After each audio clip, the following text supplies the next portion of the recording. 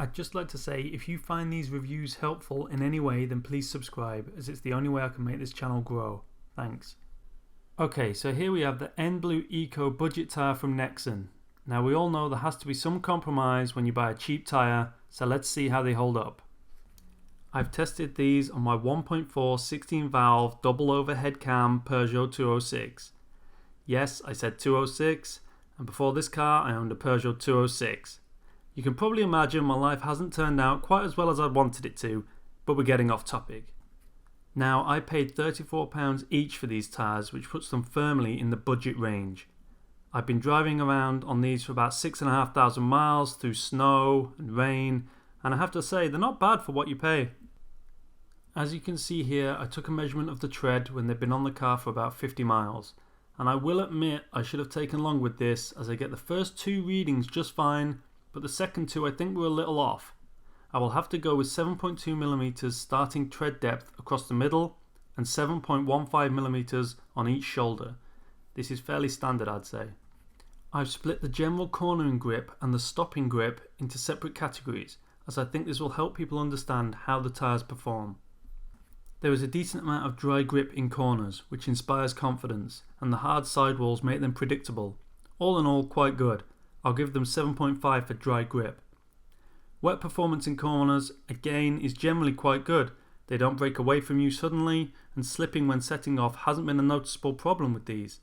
You'll feel when you're reaching the limit of their grip, as in my experience the feedback is also quite good in wet and dry conditions. Now they have Eco in the title, and let me tell you, that's the name of the game here. The roll resistance is very, very low. If you're looking for a tyre that will save you fuel, then these would be a top choice.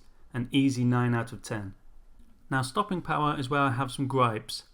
Dry braking is okay, nothing special, but wet braking is one of the minor flaws with these tyres.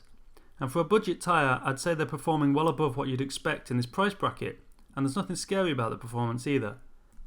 I've tried testing emergency braking, and they just seem to take a touch longer to stop than I'd ideally like. I'd say something like the Uniroyals are definitely better at wet braking.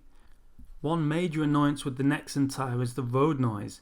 They're a loud tyre, and I mean on par with the Federal Super Steel 535, and if you don't know what that is, then please watch the review. I kinda got used to it, but when I replaced these N-blue Ecos with the Continental Premium Contact 5, I realised just how loud they were. My second major gripe is the hard sidewalls. They crash over every bump in the road and make me want to cry. This could be negated by a more modern suspension setup, but for me the combined comfort levels of this tyre are poor.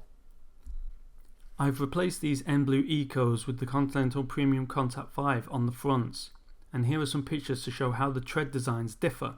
I wanted to experience a premium tyre straight after a cheap one for comparisons.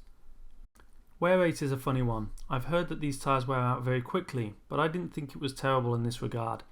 Here I take a measurement after 6,500 miles, and they appear to have lost 1.5 to 1.6mm across the centre and 2mm off each shoulder.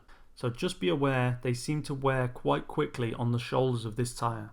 Generally I'd say the wear rate seems reasonable to me, but please take into account I drive a fairly lightweight car. The Phase 2 206 weighs in at 1,030 kilograms, so this may have something to do with the limited wear rate I've experienced.